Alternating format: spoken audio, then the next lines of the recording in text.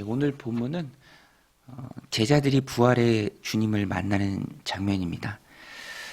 어느 한 곳에 모여 있죠. 아마도 이곳이 제자들이 많이 자주 모였던 마가의 다락방일 것이다라고 추정합니다.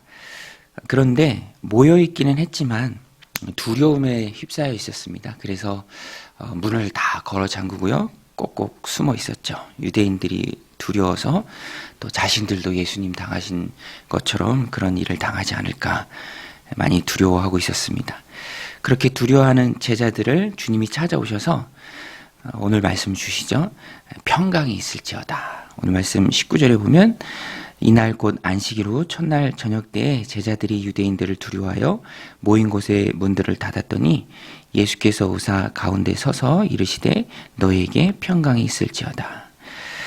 평강이 샬롬이죠. 유대인들에게는 굉장히 익숙한 인사입니다.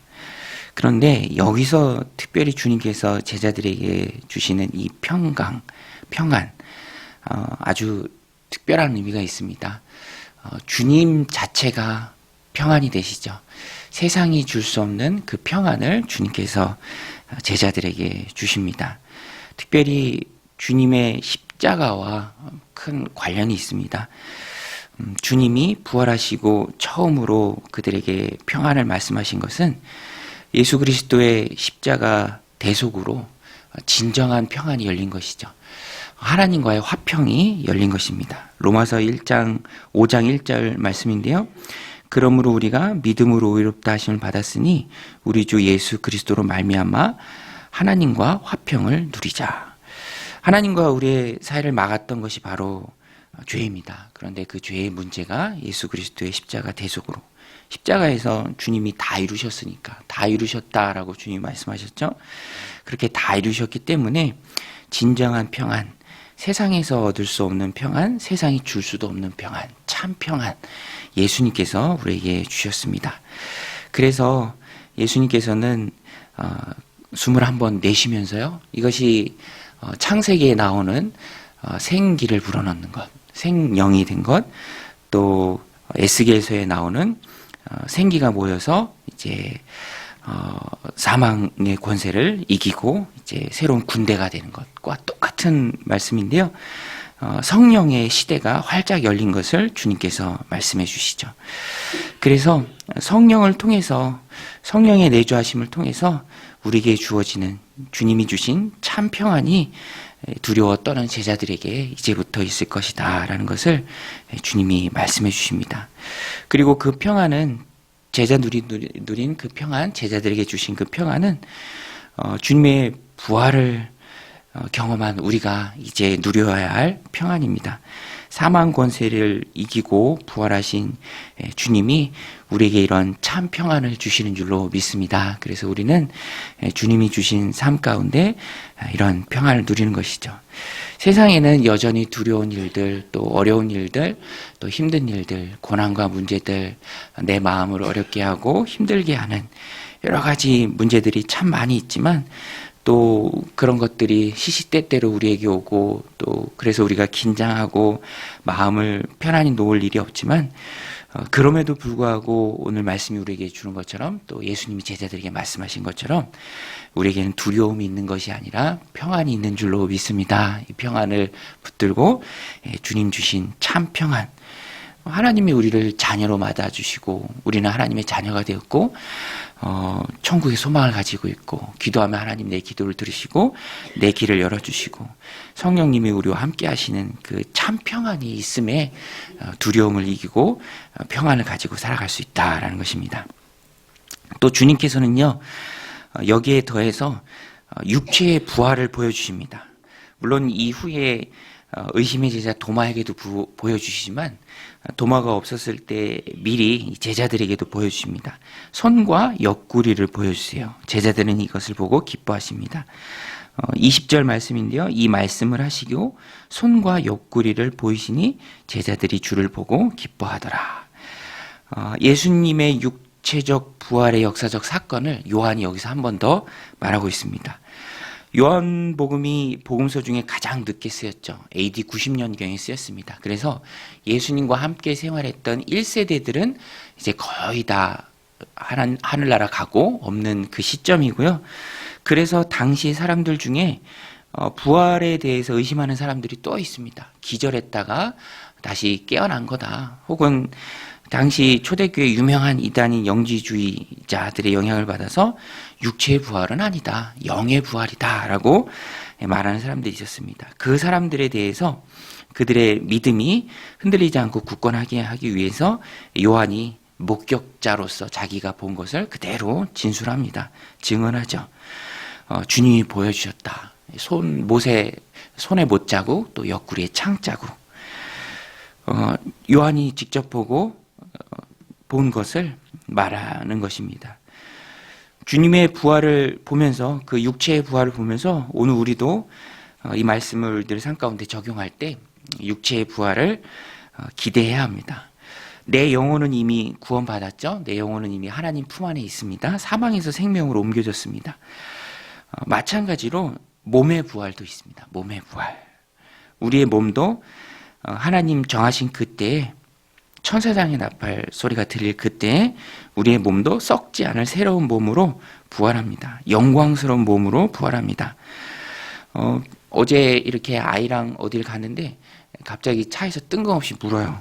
부활주의라 그런지 자기 수준에서 묻죠. 몇 살에 되면 죽느냐, 자기 수준으로 묻는데 또 부모로서 이해하도록 잘 말해줘야죠. 태어나는 것에는 순서가 있지만 이 땅을 떠나는 것에는 순서가 없다. 그러나 어느 때에 우리가 죽느냐, 그것이 중요한 게 아니라, 몇 살에 죽느냐 중요한 게 아니라, 예수님을 믿은 사람들, 믿고 구원받은 사람들은 다시 부활한다. 예수님이 부활하신 것처럼 우리도 부활한다. 주님의 부활이 곧 나의 부활이다. 믿음과 즐거움의 보고가 바로 부활이죠. 여러분, 오늘 우리는 예수님 부활하신 것처럼 부활할 줄로 믿습니다. 그 부활의 소망을 가지고 우리가 이 땅을 살아가야 합니다. 그래서 부활을 묵상하고요, 또 부활을 생각하고 부활을 바라보고 기대하는 것은 건강한 신앙입니다. 우리가 이 땅에 살아가지만 이 땅의 생각들로, 이 땅의 어려움들로, 이 땅의 기분과 감정들로 다 함몰되어 있는 사람들은 아니죠. 주님이 주신 참 평안은요, 성령의 내주하심이고요, 또 성령의 내주하심을 통해서 우리가 굳건히 붙들어야 할 것은 하나님 나라고요, 또 우리가 부활할 것입니다. 그것을 꼭 붙들고 살아가는 것이 건강한 그리스도인이죠. 또 22절로 23절은 성령의 오심과 더불어 그에 따른 성도의 권세입니다. 22절, 23절입니다. 이 말씀을 하시고 그들을 향하사 숨을 내쉬며 이르시되 성령을 받으라. 너희가 누구의 죄든지 사하면 사해질 것이요 누구의 죄든지 그대로 두면 그대로 있으리라 하시니라. 23절 말씀은 베드로의 신앙 고백 후에 베드로에게 주신 말씀인데요. 그래서 카톨릭 교인들은 이 말씀을 근거로, 그 마태복음의 말씀을 근거로 베드로에게 사죄권이 있고 또 베드로가 첫 번째 교황이다 이렇게 얘기하는데, 오늘 본문에서 분명히 얘기하죠. 너희가, 이 제자들이에요. 베드로에게만 주신 특권이 아니라 제자들에게 주신 동일한 권세입니다. 그런데 이 말씀은 성령을 받는 것과 연관이 깊습니다. 그래서 23절 말씀을 우리가 해석하면서 깨달아야 할 것은 실제로 사죄권이 사람에게 있는 것을 말씀하신 것이 아니라 성령의 내주하심을 통해서 그 권세의 위임자로서 우리가 동일하게 예수 그리스도를 믿고 고백하는 마음으로 또 입으로 신하여 구원에 이른 그 사람의 죄가 사해졌다라는 것을 성령의 대리자로서 그 사람에게 선포할 수 있다. 이것은 복음 전도와 큰 연관이 있죠. 그래서 예수님을 믿는 사람들은 그리스도의 속죄를 믿기에, 내 죄를 주님께서 십자가에서 다 사해 주신 것을 믿기에 그가 죄로부터 자유함을 얻었다라는 것을 우리가 선포할 수 있다라는 것입니다. 그리고 그 권세는 제자들에게 주신 권세고요, 또 오늘 우리에게 주신 권세입니다. 그래서 우리가 예배 때마다 선포하죠. 로마서 8장 1절 2절 말씀처럼, 그러므로 이제 그리스도 예수 안에 있는 자에게는 결코 정죄함이 없나니 이는 그리스도 예수 안에 있는 생명의 성령의 법이 죄와 사망의 법에서 너를 해방하였습니다.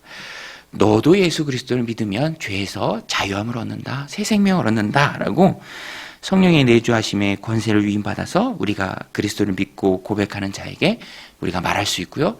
이 말씀을 근거로 나아가서 복음을 전할 수 있고, 또 죄 용서를 말씀에 근거해서 주님의 행하신 이루어 놓으신 일에 근거해서 우리가 선포할 수 있다라는 것입니다. 요한일서 1장 9절에서도 말하죠. 만일 우리가 우리 죄를 자백하면 그는 미쁘시고 의로우사 우리 죄를 사하시며 우리를 모든 불의에서 깨끗하게 하실 것이요. 그리스도인들은 항상 용서를 경험하고 용서를 선포하는 자들이 되어야 합니다. 그래서 보냄은 받은 자들이고요. 성령을 모시고 복음 전도의 현장에서 이렇게 죄와 사망에 매여서 고통받는 자들에게 예수 그리스도를 전하고 그에 따른 용서를, 사죄를 선포할 수 있는 권세를 가진 자들입니다. 오늘도 하나님 주신 삶을 살아갈 때 오늘 말씀 전체가 우리에게 주는 메시지가 그거예요. 하나님 나라를 바라보고 부활을 기대하고 소망하고 또 성령의 내주하심을 통해서 이 땅 가운데 죄로 인해 고통받고 있는 자들에게 예수님 믿고 구원받을 것을, 또 죄가 용서될 것을 선포하라. 결국에는 하나님 나라를 바라보고 하나님 나라를 준비하는 그 삶을 살라라는 것입니다. 오늘도 우리가 하나님 주신 삶을 살아갈 때 하나님 나라를 준비하는, 또 부활의 기쁨으로 살아가는 믿음의 백성들이 다 되시기를 주님의 이름으로 간절히 축원드립니다. 오늘 우리가 이 말씀 붙들고 함께 기도할 때 하나님, 오늘 우리가 이 땅을 살아가지만 또 하나님 나라를 바라보고 살아가는 믿음의 백성들 다 되게 하여 주옵소서. 하나님 나라의 힘으로, 부활의 능력으로 이 땅에서의 삶을 승리하는 믿음의 백성들 되게 하옵소서.